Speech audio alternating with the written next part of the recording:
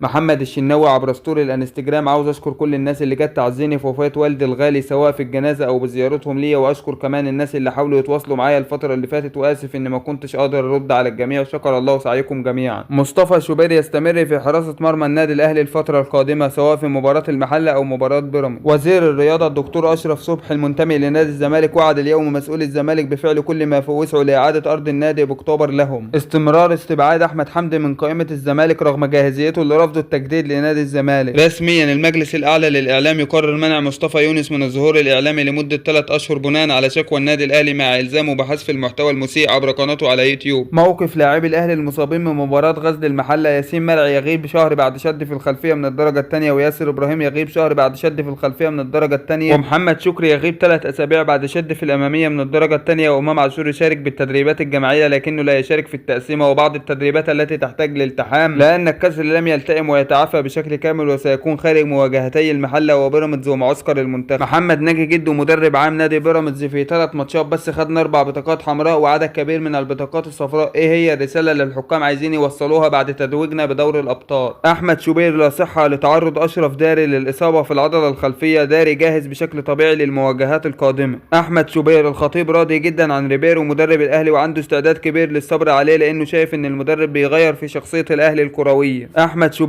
الحفر في استاد الاهلي في مشكله بسبب وجود تربه خرسانيه بعد حفر 10 متر تحت الارض، بيحاولوا يعالجوا المشكله ويشوفوا هيوصلوا بالحفر لحد فين لكنهم شغالين. محمد صلاح يحضر تدريبات ليفربول حاملا جائزه افضل لاعب في الدوري الانجليزي. شوبير: الارض في النهايه ملك للدوله والدوله سحبتها بسبب عدم التزام مجلس الاداره، لماذا تدخل الاهلي والزمالك وتقولوا ان هناك تعنتا وان الناس ما بتحبناش؟ هناك مشجعون زملكاويه ارسلوا لي رسائل يسالوني لماذا سحبت الارض من الزمالك. عمرو السوليه: اذا سجلت امام الاهلي لن احتفل احتراما لجماهيره التي تساندني وتقدر ما قدمته طوال 10 سنوات واشكرهم على دعمهم المستمر. رسميا الزمالك في بيان رسمي يناشد الرئيس عبد الفتاح السيسي بعد سحب ارض اكتوبر مطالبا بعودتها مجددا للنادي باسم النادي وجماهيره، مؤكدا انه اكبر قلعه رياضيه في مصر. رسميا كوندي يجدد عقده مع برشلونه حتى عام 2030. احمد نبيل كوكا يقترب من قياده الجبهه اليسرى للاهلي امام غزل المحله. اليو ديانج لاعب النادي الاهلي يقترب من ختم القران الكريم. احمد رمضان بيكهام سيشارك بشكل اساسي في المباريات المقبله مع الاهلي بعد اصابه 3 مدافعين من النادي الاهلي في اول جولتين من بطوله الدوري المصري. بيكهام قبل كاس العالم كان كمالة عدد ومش لاقيين مدافعين وتشاء الاقدار انه يشارك والكل يشيب بادائه، والاهلي يقرر يفعل العقد بعد فتره 3 ماتشات والفرصه بترجع تاني وقدامك اكتر من شهر تثبت نفسك. شوبير: معرفش ليه كل شويه بيطلع كلام على اشرف داري انه مصاب، ما هو لما اي لاعب بيتصاب الاهلي بيعلن سواء امام او مروان او العش او اي لاعب. داري سليم وبيتدرب زي الفل وكويس، وبيكهام سليم والعش سليم، والراجل لسه بيفكر هيبدا بمين من ناحيه اليمين الماتش الجاي. في اسئله بخصوص نادي الزمالك: ليه كل حاجه عند الزمالك لازم تبقى مشكله؟